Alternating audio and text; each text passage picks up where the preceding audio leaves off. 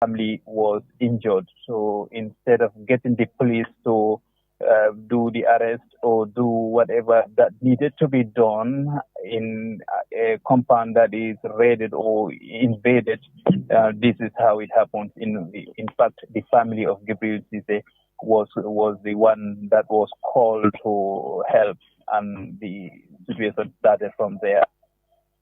In the advent of this situation, the fire rescue service were nowhere to be found during the incident.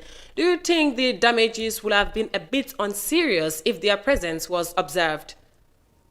The fire and rescue services made several attempts to reach out to the place. The one from Brikama came via the Jamanjeli Road, only to be blocked by the youths right at the entrance of Sanyang.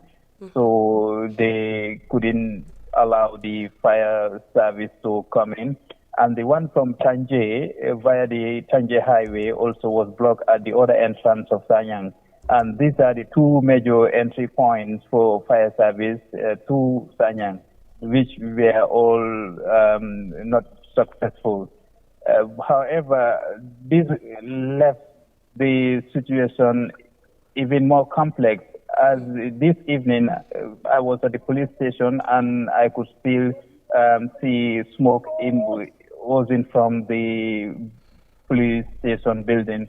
And the same thing is the case at the fish mill near the riverside. The fire service couldn't come early on. However, in the night when the reinforcement is done and most of the youths have gone home to relax, fire service, I have seen two fire service tankers heading towards the place.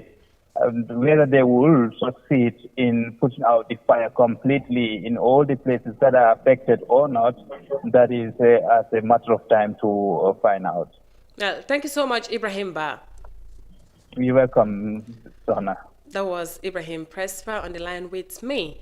Now, moving on, the National Assembly on Monday holds its first session in the legislative year on the motion to ratify the agreement between the government of the Gambia and Geneva Center for Security Sector Governance for the establishment of DACF filed office in the Gambia, tabled by the Minister of Foreign Affairs, Dr. Momodu Tangara.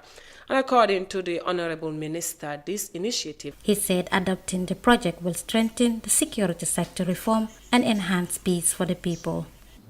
Honorable Speaker, by ratifying the agreement between the government of the Gambia and DCAF, the Gambia commits to DCAF's program in the Gambia, which seeks to contribute to meaningful security sector reform and greater accountability, leading to improved peace and security for the Gambian population.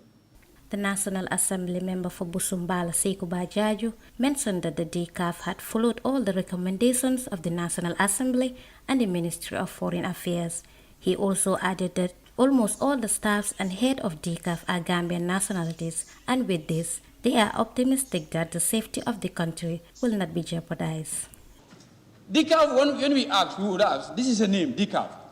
It is an international agency, yes, but presently as it is, all the people that are within the office of DCAF are Gambians.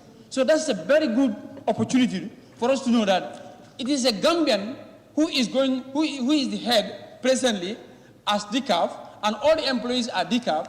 So they have scrutinized this in their side as Gambians.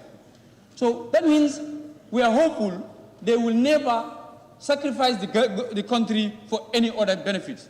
So they believe that Gambia first, so they have that sense of Gambianism in the process. Halifa Saleh, Honorable Member for Sarakunda, said the purpose of DCAF in the country is by assisting the security sector reform process, adding that it will also strengthen the relationship between the armed forces and civilians.